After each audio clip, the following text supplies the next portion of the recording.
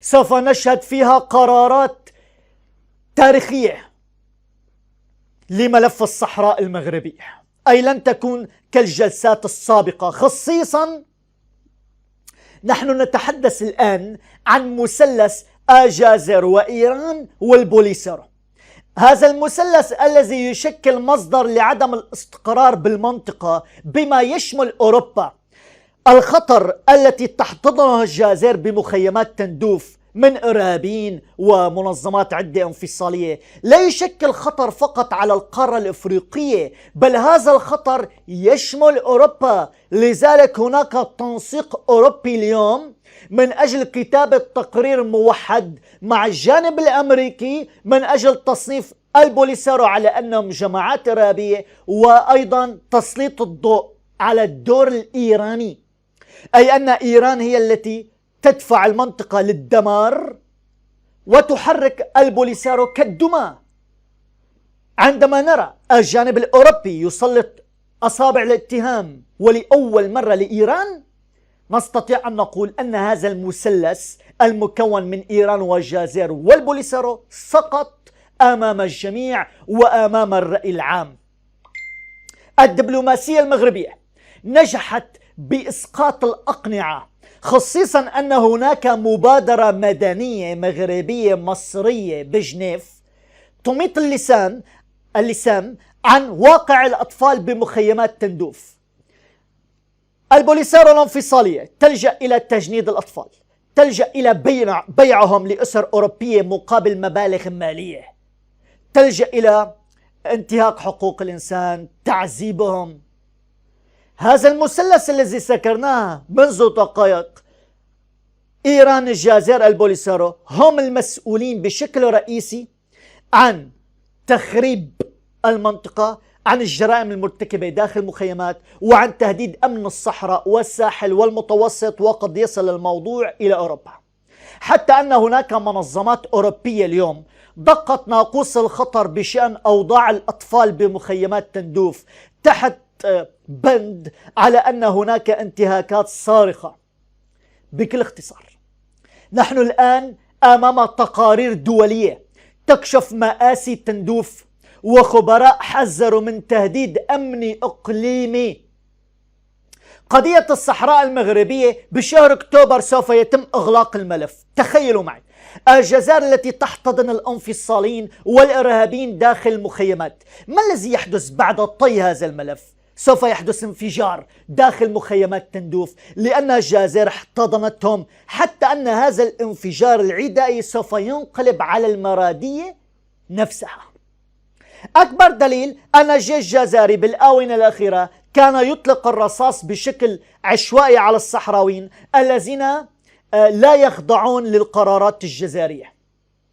فشلت الجزائر على كل الأصعدة، وهناك الآن واقع حتمي يؤكد لنا على أن المرادية فشلت كل أوراقها العدوانية.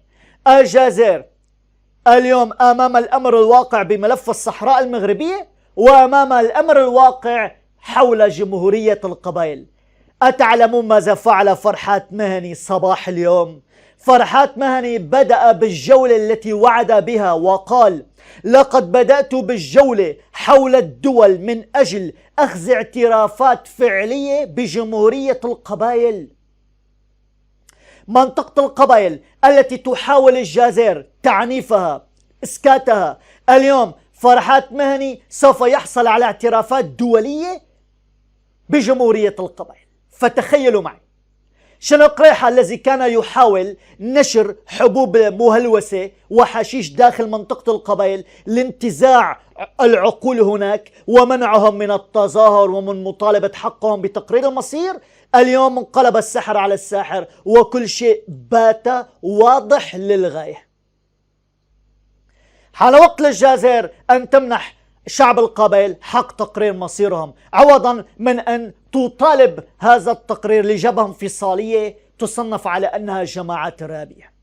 عندما قلنا أن كل الأبواب غلقت على الجزائر فنحن لا نبالغ، بل نحن متأكدين من ذلك. حتى أن الجزائر عندما كانت تحرض أو تحاول استغلال حراك الريف اسمعوا، حزب العدالة والتنمية يأمل بخطوات نحو العفو وإنهاء ملف معتقلي حراك الريف.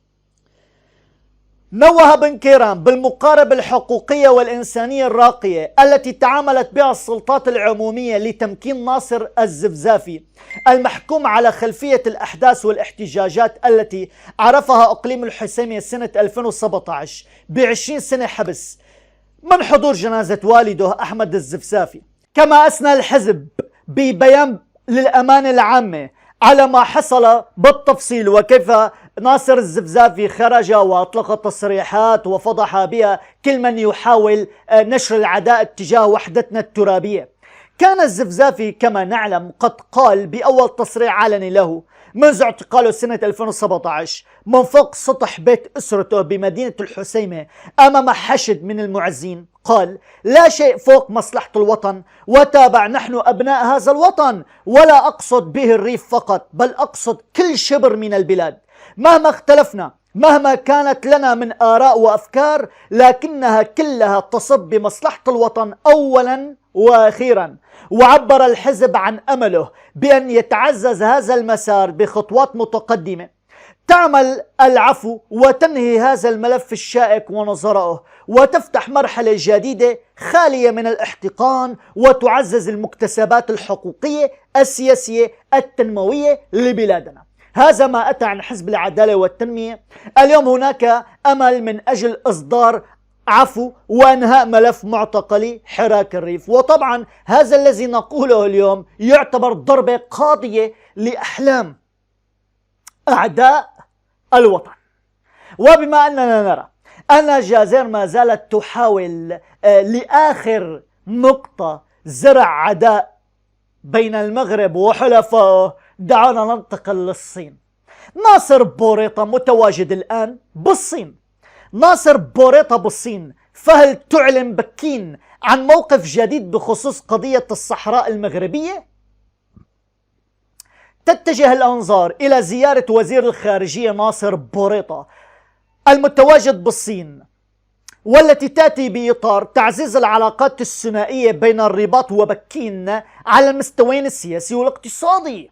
وأعلن المتحدث باسم وزارة الخارجية الصينية أن بوريطة سيلتقي نظيره الصيني في زيارة رسمية تهدف إلى تعزيز التعاون الاستراتيجي بين البلدين. وتأتي هذه الزيارة بوقت تشهد فيه العلاقات المغربية الصينية تطور ملحوظ، حيث بلغت المبادلات التجارية بين البلدين 60 مليار درهم خلال الفترة من يناير إلى يوليو 2025، مسجلة زيادة ب 19%، ناهيك عن الاستثمارات بمليارات الدولارات التي وجهتها الصين إلى مدن الصحراء المغربية. إذن مجرد الحديث على أن الصين تحتل المرتبة الثالثة من أكبر المستثمرين الأجانب بالمغرب، هذا يعني أن الصين لها دور كبير جدا داخل المملكة المغربية، والمغرب يفتح أبوابه لبكين. وعندما نقول أن هناك ترابط بالعلاقات المغربية الصينية، هذا الموضوع يزعج الكبرنات. لماذا يزعج الكبرنات؟ لأن تبون سبق له منذ مدة أن طرح على شركات صينية أن تأتي وتستثمر بالصحراء الشرقية المحتلة حول الحديد ومناجم الحديد وهذه الأمور. أتعلمون أن الصين رفضت ذلك وبشكل قطعي؟ الصين تعلم جيدا أن جازير ليس لها أي حق بأن تعقد شركات مع دول أجنبية من أجل أن تأتي وتستخرج ثروات وخيرات الصحراء الشرقية المحتلة، حتى أن هناك تقارير أكدت أن زيارة ناصر بوريطة سوف يكون بينها بند من هذه البنود حول معرفة ما هي العروض التي قدمها النظام الجازري للشركات الصينية، وكيف تجرؤ الجزائر على توقيع اتفاقيات لاستخراج ثروات الصحراء الشرقية المحتلة، وهي محتلة لأن الصحراء الشرقية مغربية. ونحن نعلم جيدا والتاريخ يعلم وماما فرنسا تعلم بالوثائق التي لديها أن الصحراء الشرقية مغربية. فقدت الجزائر الآن على ما يبدو الصين التي كانت تأمل عليها كثيرا. كانت الجزائر تريد إغواء الصين ببعض من الاستثمارات والمزايا، لكن نعيدها من جديد، انقلب السحر على الساحر، ولم يعد للجزائر أي تحركات باتجاه بكين، كما أنها لم يعد لديها أي تحركات باتجاه روسيا. حصار كامل، صفقات عسكرية ليلة الأمس تم إلغائها بين الجانب الجزائري والجانب الروسي. موسكو رفضت بيع أسلحة بصفقة جديدة للجزائر. قد يتساءل البعض الآن لماذا؟ الجواب بكل اختصار: الجزائر تريد أن تشتري السلاح بالكريدي، تريد أن تقسط ثمن السلاح من روسيا، هذا أولا. ثانيا، روسيا فيها ما يكفيها، وهناك الحرب مع أوكرانيا، أي أنها لا تريد بيع السلاح الآن إلى الجزائر. وهذا خربط حسابات المرادية، لأن الجزائر كانت دائما تحاول أن تبقي الميزان العسكري متناسق مع المملكة المغربية، خصيصا إن قلنا لكم أن المغرب اليوم بات يعزز مكانته كقوة عسكرية ناشئة. تم إطلاق الطائرة الانتحارية برد إكس نحو صناعة دفاعية وطنية. الله أكبر. المغرب لم يعد يحتاج أن يشتري السلاح من الخارج. نحن نعلن الآن عن إطلاق الطائرة الانتحارية برد إكس نحو صناعة دفاعية وطنية. المغرب اليوم نجح بشكل أسطوري بإنشاء هذه الطائرة وتم إطلاقها على العلن. إذن عندما نرى الجزائر تحاول أن تتوسل السلاح وشراء، المغرب هو الذي ينتجه الآن. ناهيك عن صفقة الغواصات التي أجريت بين المغرب وفرنسا، إنما تدل على قوة العلاقات والترابط بين المغرب وفرنسا. الجزائر تواصلت مع الجانب الفرنسي وتوسلت الشركات لكي لا تبيع المغرب الغواصات، لكن طبعا الشركات الفرنسية تريد مصالحها ولم تستجب لمحبات الجزائر. فنحن نعلم أن هناك أزمات بين الجزائر وفرنسا، خصيصا بعد اعتراف باريس بمغربية الصحراء. جميع الأبواب أغلقت على النظام الجزائري. وبما أننا نتحدث عن الصفقات العسكرية، دعونا ننتقل إلى ما يجري من آخر التطورات حول إسرائيل.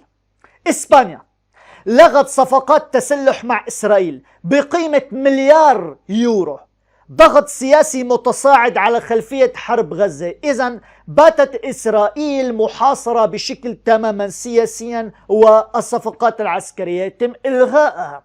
وشاهدنا قمة الدوحة بالآونة الأخيرة التي انعقدت وأن المغرب كان مشارك فيها. مخرجات قمة الدوحة: الشجب، التنديد، لكن لا يصنعان منظومة ردع عربية إسلامية فعالة تجاه إسرائيل. حان الوقت لقرارات فعلية. قمة الدوحة شاهدنا تنديد، وعيد، استنكار، ولم نستمع لقرارات رسمية. تصعيد لافت حملته تصريحات زعماء الدول العربية والإسلامية بالقمة الأخيرة الطارئة بالدوحة لبحث الرد على العدوان الإسرائيلي ضد ما تفعله إسرائيل من قصف تارة تونس وتارة قطر. البيان الختامي للقمة اعتبر أن العدوان الإسرائيلي على قطر واستمرار الممارسات الإسرائيلية العدوانية يؤدي لتقويض فرص السلام والتعايش السلمي بالمنطقة، مؤكدا على ضرورة الوقوف ضد مخططات إسرائيل لفرض أمر واقع جديد بالمنطقة، والتي تشكل تهديد مباشر للاستقرار والأمن الإقليمي والدولي وضرورة التصدي لها.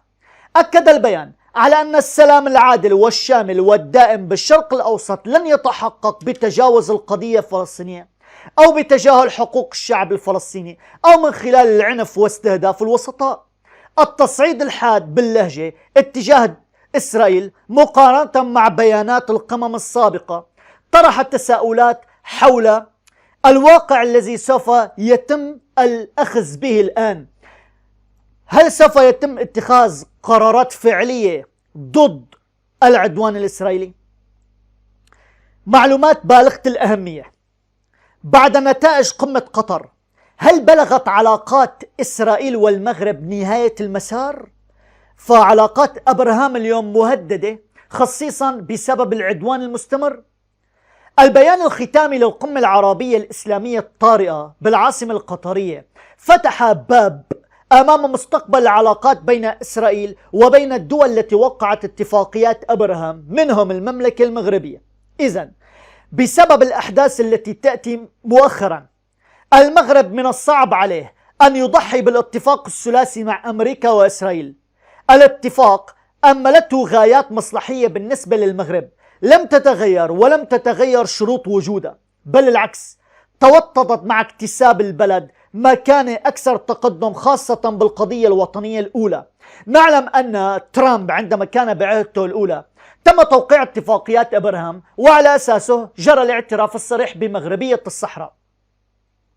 المغرب اليوم عندما نقول نحن أن هناك مصادر تتحدث عن إلغاء اتفاقيات أبراهام، ما مدى هذا الموضوع بالنسبة للمغرب؟ نحن نتحدث الآن عن تفاصيل بالغة الأهمية. هناك شروط أولية أساسية ينبغي أن تتوفر لينتهي التطبيع، ثم يبنى الفضاء العربي الذي يمكن من خلاله تشكيل قوة اقتصادية اندماجية تكاملية مع استقرار على المستويين السياسي والاجتماعي والتقدم على المستوى التكنولوجي، وهي الأمور التي اعتبر أنها تمثل البديل الحقيقي لأي تصور آخر. الحديث عن الاتفاقيات مع إسرائيل كأنها المشكل الأساسي لا يستقيم، لأنها تبقى نتاج لهذا الوضع الذي نعيشه اليوم. بغياب الشروط لا يعتقد أن هناك إمكانية لأن تغير الدول التي وقعت اتفاقيات أبراهام وأن تقطع العلاقات، لأننا نرى الآن أن هناك وسطاء، ونرى دول تستطيع الدخول بوساطة من أجل تخفيض التصعيد. فعلى سبيل المثال المغرب الذي لديه علاقات وطيدة اليوم مع الجانب الفلسطيني ولديه علاقات دبلوماسية مع إسرائيل، المغرب اليوم مرجح من أجل دخول وساطة والفوز فيها. لذلك بعض المصادر تؤكد الآن أن الدول الموقعة على اتفاقيات أبراهام تستطيع أن تتخذ خطوات فعلية. للإشارة، اتفاقيات أبراهام مر عليها 5 سنوات، والمغرب عزز موقعه خلال هذه ال5 سنوات دبلوماسيا وعسكريا واستراتيجيا، خصيصا مع العلاقات مع الجانب الأمريكي. إن كنا نريد أن نعود للبيان الختامي الذي خرج عن قمة الدوحة، كيف ردت إسرائيل عليه؟ على ما يبدو تساهل أمريكا يعطي نتنياهو شيك مفتوح لتصعيد الحرب بغزة، وأيضا استهداف من يحاول إخماد ما تريده إسرائيل. أي أن إسرائيل عوضا من تخفيض التصعيد خرج نتنياهو ليقصف من جديد على الملأ بتصريحات سياسية عدائية للغاية، حيث سلط أصابع الاتهام لكل من شارك بالبيان الموحد الذي خرج عن قمة الدوحة. هذا الذي جرى بالتفصيل. بالإضافة للبيان الختامي عن قمة الدوحة، شاهدنا أيضا أن قمة الدوحة أشادت بدور جلالة الملك محمد السادس بصون هوية مدينة القدس. نحن نعلم أن المملكة المغربية لطالما كانت الداعمة لوحدة سيادة قطر، وهناك علاقات وطيدة بين جلالة الملك محمد السادس وبين أمير قطر. عندما نقول الآن أن علاقات المغرب وقطر مزدهرة متميزة، لماذا الجزيرة القطرية لجأت إلى استفزاز المملكة المغربية؟ وأيضا شاهدنا الذي فعلته قناة الجزيرة ببتر خريطة الصحراء المغربية. هذا السؤال الذي بات يسأل وبشكل كثير للغاية. دعونا نذكر بكتابتها بالتعليقات من جديد كلنا مع مقاطعة قناة الجزيرة والضغط على زر لايك لينتشر الفيديو. دعونا نتابع. منذ أن قامت قناة الجزيرة من جديد ببتر خريطة المملكة المغربية، المغاربة قادوا على مواقع التواصل الاجتماعي حملة من أجل مقاطعة قناة الجزيرة. قناة الجزيرة عوضا أن تلجأ للاعتذار لجأت إلى الاستفزاز. ليلة الأمس نشرت الخريطة مبتورة، واليوم أعادت الروبورتاج أي بحلقة معادة، وكأن قناة الجزيرة تريد تسليط كل حقدها وأيضا غلها على وحدتنا الترابية وعلى المملكة المغربية. ظننا عندما أطيح بالمدير التقني لهذه القناة الذي هو جزائري، قلنا أن العلاقات عادت جيدة بين قناة الجزيرة والمملكة المغربية، لكن على ما يبدو هناك أمور أخرى. من الذي يمول قناة الجزيرة؟ من وراء قناة الجزيرة؟ تم تعيين عدد من القطريين بمناصب قيادية بالجزيرة وإبعاد الأجانب ومن بينهم الجزائريين.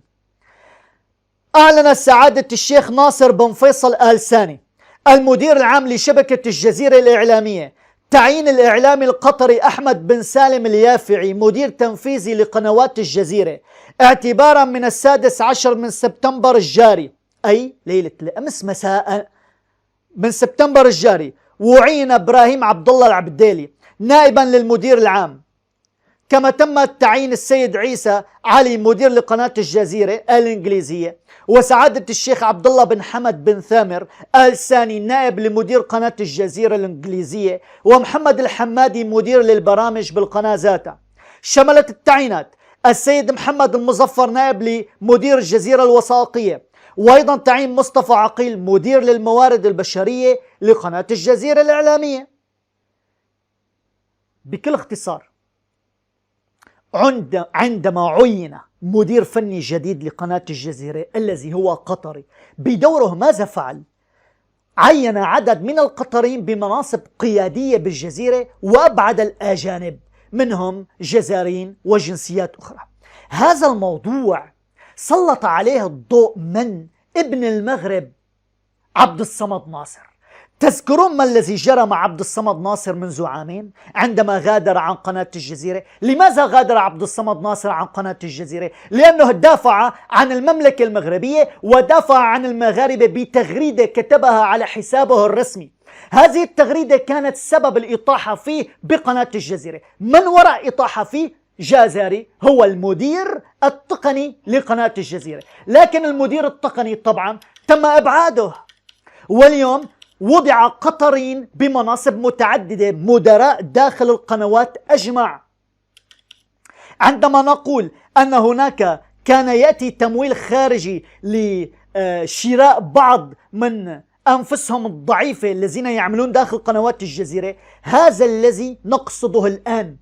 عندما تم تعيين قطرين وابعاد الأجانب من داخل قناة الجزيرة، هذا الأمر يثبت لنا بالدليل القاطع أن هناك أشخاص كانوا يستهدفون وحدتنا الترابية وكانوا يحرضون على صحراءنا المغربية من أجل خدمة أجندة معادية. وعندما نرى أن قنوات الجزيرة اليوم تستغني عن الأجانب الذين يعملون بداخلها منهم جزائريين عدة، وجميع المناصب أعطيت لقطريين، هذا ما يؤكد على أن قناة الجزيرة القطرية اليوم أصبح هناك تغييرات كبرى تحدث بداخلها. وهذا ما سلط عليه الضوء من عبد الصمد ناصر عندما نقول على أن المناصب باتت توزع للقطريين حصرا، المناصب الإدارية، المدراء الفنية.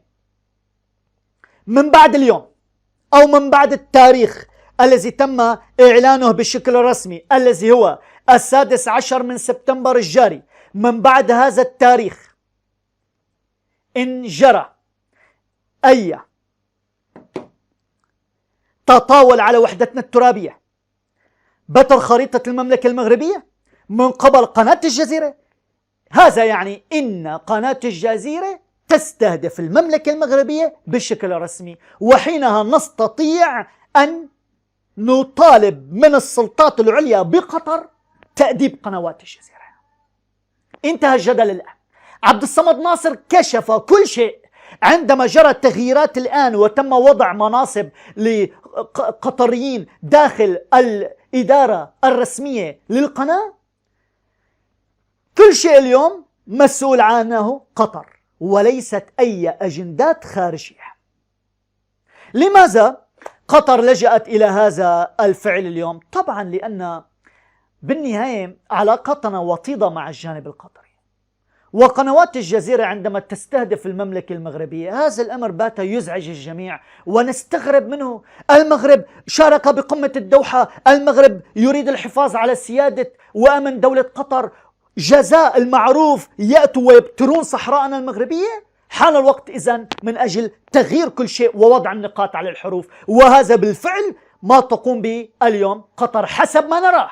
دعونا ننتظر لبعد تاريخ الذي قلناه ونرى إن بدرت الخريطة من جديد فسوف نعلنها صراحة على أن هناك استهداف مباشر لوحدتنا الترابية، وكلنا نقولها الآن مقاطعين لقنوات الجزيرة حتى نرى اعتذار رسمي من هذه القناة، وحتى نرى الخريطة كاملة منشورة داخل قنواتهم الرسمية.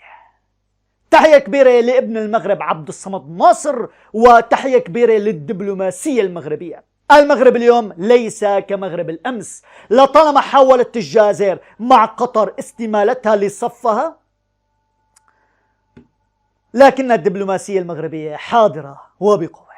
دعنا نذكر بالضغط على زر لايك. وضعنا بأول تعليق رابط فيديو مثبت تحدثنا فيه عن يوسف بلايلي الترجي التونسي يأخذ حق المغرب.